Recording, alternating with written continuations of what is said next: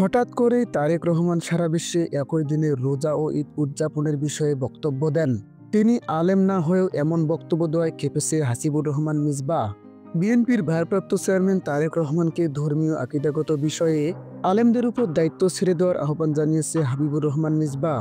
এক ফেসবুক পোস্টে তিনি লেখেন, জনাব তারেক রহমান দীর্ঘ ১৭ বছর ধরে লন্ডনে অবস্থান করছেন।